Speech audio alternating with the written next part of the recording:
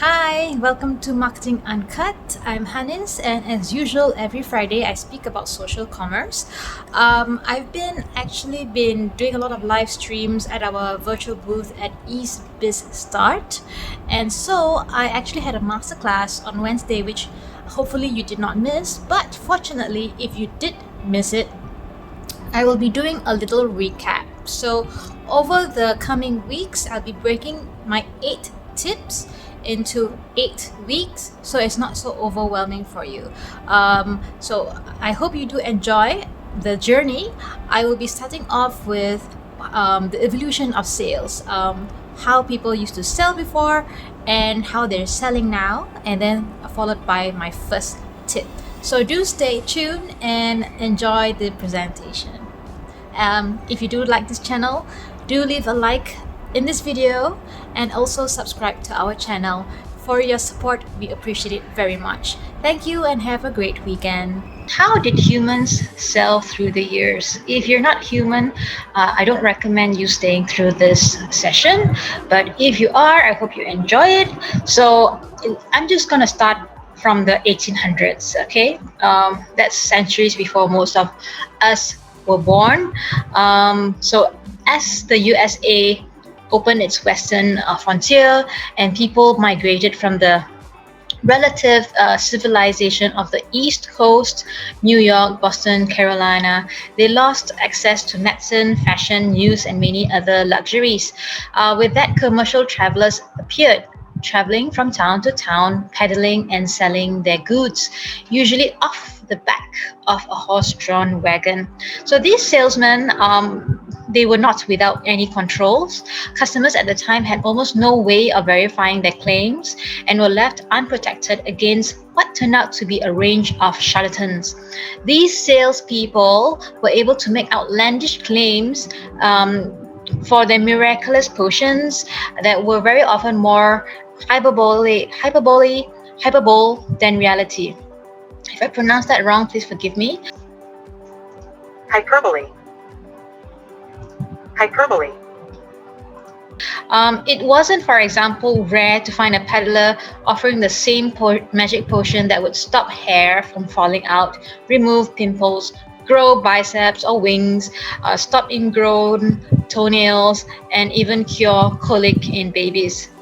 So snake oil selling came next. As you can see, it proved to cure so many ailments, and it's a cure for everything. So this existed at the time and continued until around the late 1900s. Snake oil selling is the method of making exaggerated claims about the benefits of a product in a very convincing way.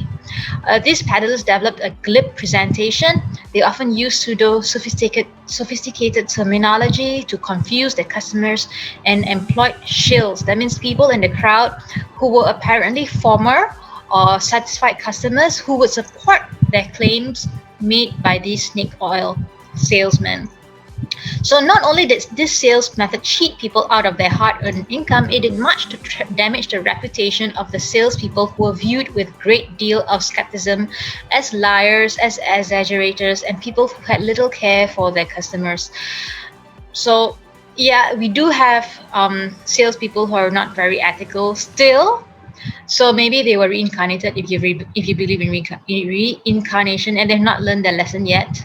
But moving on to 1886.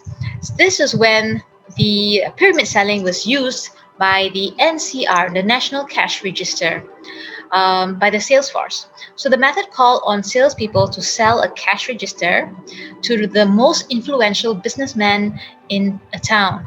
These influential people were then encouraged and often paid in the form of discount on their own cash register purchase to arrange demonstrations of the new equipment, the cash register, to other businesses in the region. So you see, there will be a tiered thing, right?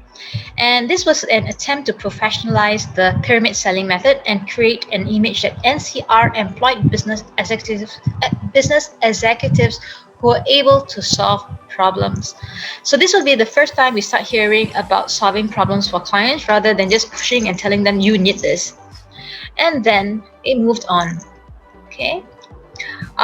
In In the 1980s, IBM started to use their own method.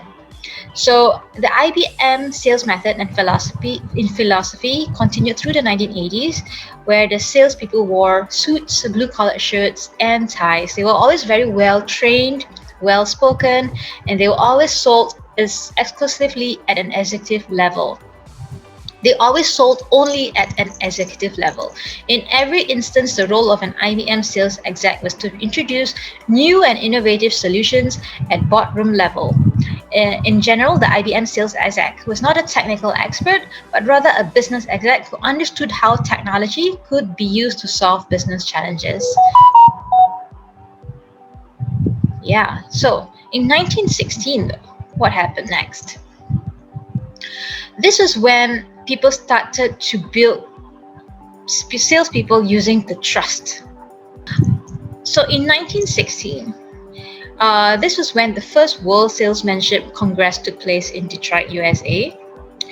Among the most dubious people that introduced alternative sales methods was one Grant Nablo, and he proposed a sales methodology which was hinged on salesmen learning to read the character of their prospects by observing the shape of their skull. So this basis, called Introduction of Science in Selling, was that if salespeople identify prospects with high foreheads, they could improve sales for new products because these people with high foreheads were more imaginative than others and were likely to be early adopters, making selling new ideas, products, and services easier and quicker. So I might not be the great customer. I'm not sure. Do you think this is high enough? So this moved on to Ford actually using this method, and they call it the Ford Motor Company. I'm saying they had this following instruction: sell the vehicle according to the shape of the prospect's head. High foreheads leave room for larger development and indicate people who are less likely to resist new ideas. Does this work for you? So in 1920, mood selling came about because that was when the Great Depression happened in the US, caused by the stock market crash, and a lot of people struggled to earn a living. So whoever could get into sales did, and they did not have much training. They just went into it. Mood selling was introduced was actually created by Bible salesmen who called door to door and without any sales training, attempting to appeal to the emotions of the customer, claiming that the purchase of a Bible would not only be good for the customer's soul, but would help the salesperson stave off the starvation of his children, which kind of made sense. So this method of selling relied on an emotional pull to the people being sold to. You're like captive, right, in this kind of situation. So for a time, it was successful, not so ethical, but it did change the buyer. The change in buyer attitude forced salespeople to take. So the change in buyer attitude forced salespeople to take stock of what they were doing and how they were selling. And later on, you can see as the business as we go along, 1930s was when brand-based selling took place. Brands like Chanel were also building their foundation. They were working with models. They were pushing branded goods. Okay, so for the first time, brands were a very important part of the sale. And then psychology selling came next, followed by barrier selling, relationship selling, sell method, and all that. And I think you would also have heard about the AIDA method of selling, which is to create awareness, and then interest, and then desire before taking action. I think most of salespeople actually use this method still. And then needs satisfaction selling came into play. So the Xerox Corporation pioneered this method. Came about because Xerox was losing their patent on dry photocopying, which increased competition for Xerox sales reps. So as a result of increased competition, Xerox sales reps were losing deals to the competition. In response, Xerox invested more than $10 million in developing the needs satisfaction selling methodology, where they know that nobody wanted to be sold to, but they would like to make an informed decision before buying. So it was moving towards a more customer need situation. And then there was going on again to the 80s, the spin selling method, situational questions, asking questions, validating the customers before actually selling them the right product. And then something which is more customer-centric selling, which is calling to find out what the problems are being faced by customers before finding an interest and then offering the solution. And then, of course, in the 2000s, the solution selling came into play. So working with customers to develop a mutual understanding of the solutions that will be best fit for the problem. So sellers want to work with buyers, and win-win is the goal outcome. And now we've come to the late 2000s, where you will see a lot of normal people becoming influencers. Normal in a way that they could be your regular sister and all that, or regular brother or friend. They were not celebrities before, but because of the interesting content on social media, they automatically became influencers in a way that a lot of people started to follow what they did, and followed the advice, and their buying methods were very much influenced by whatever these influencers were saying. So you see them talking about, even when they're like travel bloggers or people who have Instagram talking about travel, they will kind of naturally insert something related to the travel industry, perhaps hotel packages. If the blogger or the influencer was more niched into the beauty industry, then they will most likely try to insert a product mention or something like that. So it's a very short content usually, and it's more like a 1 minute thing, nothing more than that, and you get reactions from their followers. So marketers banked on the amount of awareness that was being built, not so much of the conversion of sales, right? But then the 2020 came last year, and something big happened. So the pandemic hit us, most of us. Retailers were affected. Malls had to close for lockdowns. Restaurants were also affected, and naturally, people started to go online more as they were forced to stay at home. So shopping habits changed a little bit. So instead of just shopping for things that you want, for example, clothes and bags and shoes and electronics, perhaps now you're even going for essentials like groceries and whatnot, right? So what happens when we're stuck at home, besides working, that is? We become experts in our own field, or we try to be experts in our own way. So we become clean freaks. We become home growing fern planters or herb planters. We go into yoga and fitness regimes and fitness classes. We bake sourdough bread. We make specialty coffee, and some of us actually thrive from the situation because they've managed to get following throughout the years, and they started to sell their own product online. So this comes to what is live commerce. If you've been following the past few episodes that I've been talking about, social commerce, live commerce, they're the same thing. Just to a little recap, okay? So it is the act of buying and selling of goods and services, mostly goods, products, physical products, bought directly within a social media platform. So this model moves social media beyond its traditional role in the discovery process by encouraging users to complete the entire purchase process without having to leave the app. Okay, so this was really huge in China, and I'm sure you know. They completely changed the landscape of live selling. So now you'll see that yes, they continue to sell things that people want, such as fashion goods and electronic products. But they've also moved beyond that. They're now selling seafood. They're now selling watches. Watch shops that used to just depend on people coming by and browsing watches or batteries and clocks now have to go online, and they're selling to a bigger market, much bigger than they could ever imagine having. And you can see the number of reactions in just 1 hour of interaction. 226 reactions, that is 226 viewers. Would you actually expect 226 people in your shop at any one time? And 1.1k comments. These are people who are actually interacting live with the seller, and some of them are making purchases. Most of them making purchases, asking questions about the products that are being sold, and the seller is not just being reactive, he's actually making conversation and making things fun. So, and it's not just based on electronics and dry goods.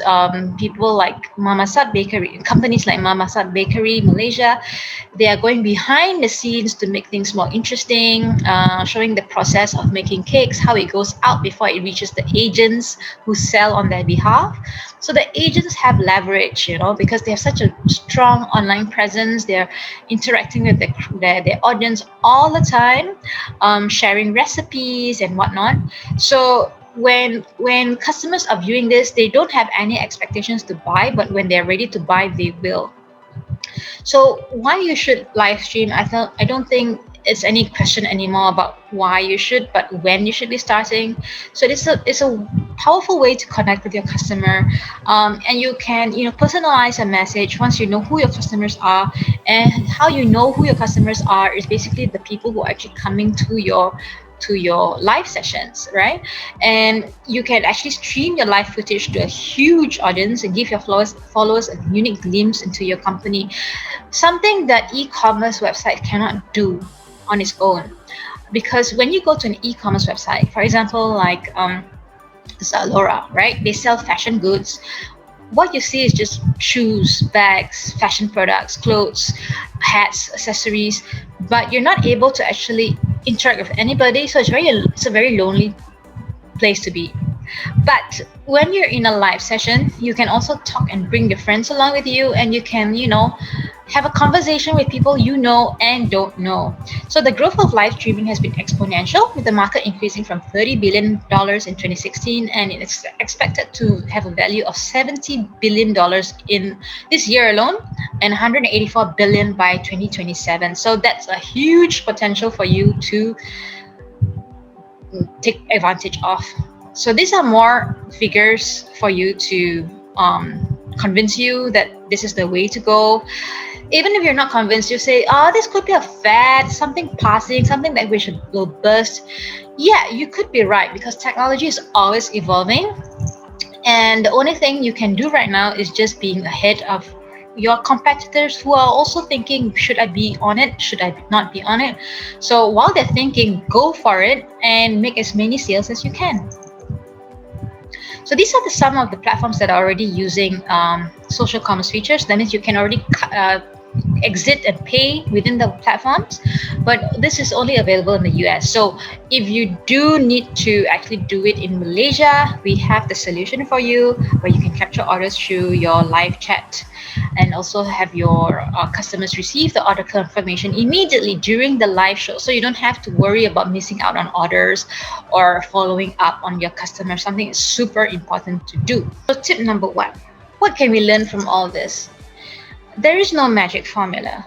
What you need to do is to build your audience and be consistent. So with whatever you post on your social media content, it needs to be there, it needs to be engaging, right? So sometimes you worry, what if I don't have time to post it manually? There are tools you can use that will automate the process for you. So to get most of your live streams, what you need to do is to reach out to as big an audience as you can, and you need to actually start building your following. So if you have even one follower, that's a start, and it's something that you should be proud of. Slowly learn how to post stuff that your audience will want to watch or see. Ask them questions about how their day was as a start, right? And social media marketing depends on producing consistent, engaging content. And the easiest way to do this for right now is using tools such as Hootsuite, Social Pilot, and Buffer. They have the free version and a paid version that can help you stay consistent with your other social media posts. And you just need to ask your customers, what do you think? When they are involved in the process, they're more likely to want to speak to you and want to respond to your questions. And we have a little bit of a good news for you. We have worked with two of our partners. One is for the EbizLife solution. If you're in Malaysia, you will be qualified to get a matching grant. So, of course, terms and conditions apply. You would need to be a private limited company, and you would need to have a minimum of 50,000 sales revenue a year. Other than that, we can go through the terms and conditions in detail once you contact us. Working with Datel Asia for a matching grant for you. So if you're looking at seeing how to use Facebook Live and how to know who your customers are, which customers are coming to you and their persona type, how much they're going to spend roughly, so that you can actually push out the right ads. You don't want to waste money putting out Facebook ads and not getting any response. This combined solutions will help you in a big way. So do consider one of these two solutions. It's a good advantage to take. It's a good advantage that you should take immediately. So it's either Datel Asia with us with EbizLife Solutions, or EbizLife Solutions on its own. We've got an 8-month package that you can consider. So I hope that you have gotten something out of today's session, and you know how to reach us. I hope you've liked this video. If you have, please leave a like, and I'll see you next week for the next tip. Take care. Bye.